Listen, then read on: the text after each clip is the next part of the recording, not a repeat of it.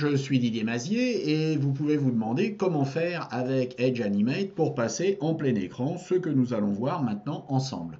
Lorsque nous faisons un aperçu dans le navigateur de ce fichier, vous voyez que nous sommes responsifs, mais nous ne sommes pas plein écran. Il y a tout le bazar du navigateur autour, c'est-à-dire les favoris, les applications variées et diverses et les différents onglets. Par contre, si je clique sur ce bouton, nous passons en plein écran. Et si je reclique dessus, eh bien, nous quittons le mode plein écran.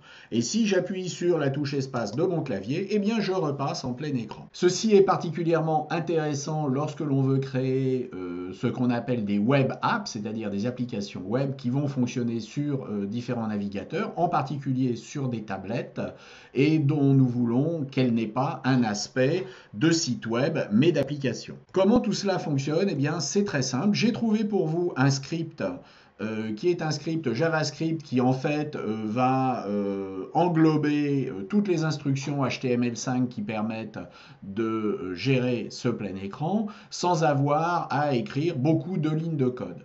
Alors ce script, je l'ai ajouté ici, non pas à partir d'un fichier que j'aurais téléchargé sur le disque, mais à partir d'une URL. Et puis, j'ai rentré ensuite les différentes lignes de code. Alors, où trouver ce script? Vous allez le trouver sur GitHub. Et sur GitHub, vous allez trouver Sindresaurus/screenful.js. Vous aurez ici toutes les instructions, donc on va y venir lorsque je vais vous expliquer ce que j'ai fait.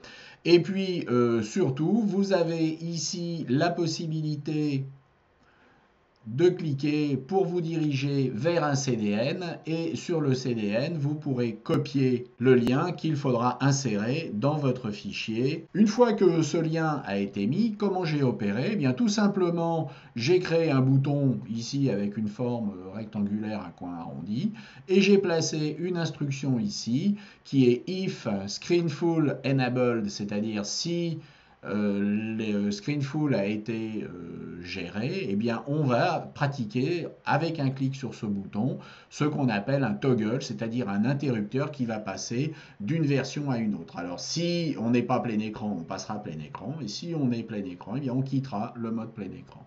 Et voilà. J'ai également fait la même chose au niveau du stage, c'est-à-dire au niveau de la scène, en ajoutant ici une instruction qui est reliée au clavier.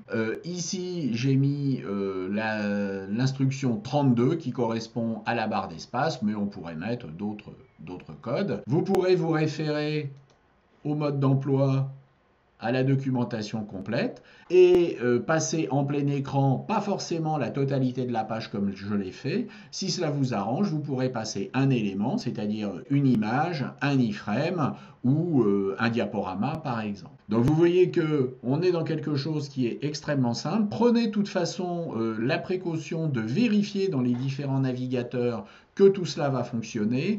En particulier si vous travaillez avec des touches clavier, un certain nombre de navigateurs ne l'acceptent pas.